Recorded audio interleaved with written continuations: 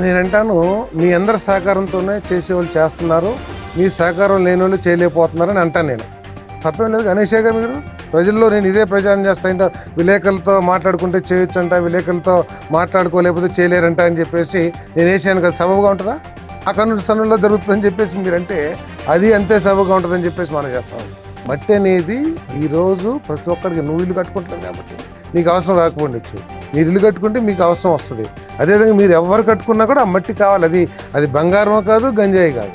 నిబంధనల్ని పాటించమని చెప్పేసి అధికారుల్ని, పర్యవేక్షణ అధికారులు పెట్టాం. వాళ్ళు కలుగప్పి ఎప్పుడు చేస్తూ ఉంటే వాళ్ళు పట్టుకున్నారు కూడా. నా కన్ను సన్నంలో జరిగితే జేసీబీ పోలీస్ స్టేషన్ ఎందుకు ఉంటుంది? ఆ రోజు వెళ్ళిపోతుంది కదా. నేను చోలితే రాత్రి ట్రాక్టర్ ఎందుకు పట్టుకుంటారు?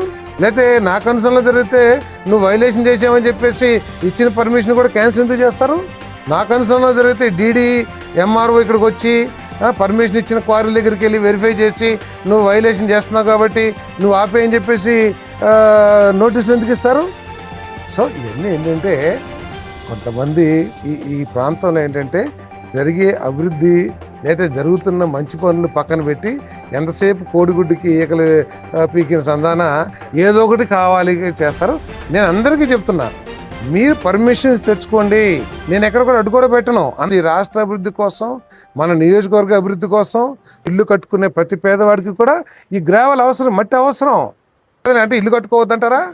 లేకపోతే రాజధాని కట్టొద్దంటారా? లేకపోతే రోడ్లు వేయొద్దంటారా? అది కూడా చెప్పండి.